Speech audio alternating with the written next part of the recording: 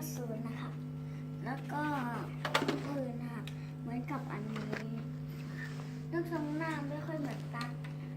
นะครับส่วนอันนี้ก็เป็นที่ใส่ลูกกระสุนนะครับ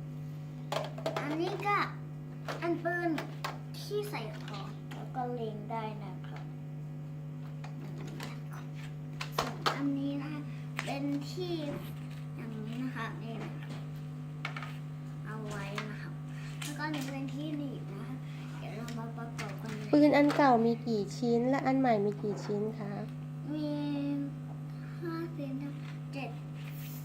7ชิ้นครับเดี๋ยวผมจะมาประกอบเลยนะครับซึ่งอันดับแรกก็เอาอันนี้มาก่อนเลยนะครับผมไม่เอาของหนักมาแล้วก็ใส่ลูกกระสุนเข้าไปแล้วก็ทำ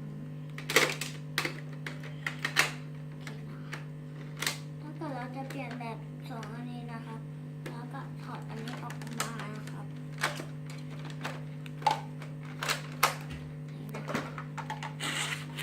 เดี๋ยวผมขอใส่อันนี้ก่อนแป๊บนึงเดี๋ยวนะครับเอาอันนี้มาใส่ก่อนค่ะแล้วก็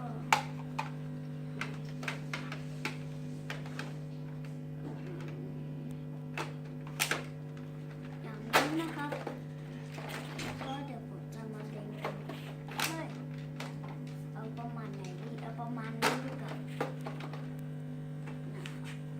แล้วผมเล่นแบบจะเล่นให้ดูเลยนะครับโอ้โหของใครเนี่ยเล่นไปแล้วครับเรื่องของคน หันไปทางนู้นครับ เดี๋ยวผมหาเป้าก่อนนะครับแป๊บนึงครับ นั่นไงครับ หมอนข้างบนนั่นไงครับ โอเคครับนี่นะครับเป้าของเราที่จะอยู่ตรงนี้นะครับเดี๋ยวผมจะยิงให้ถึงตรงนี้นะครับสีทองนี่นะครับ ไม่รู้ว่ามันจะโดนหรือเปล่านะครับเอาออกก่อนนี่นะครับเสร็จแล้วเดี๋ยวผมเอาถอยไปไกลๆยังไม่นอนนานนะคะเล่นก่อน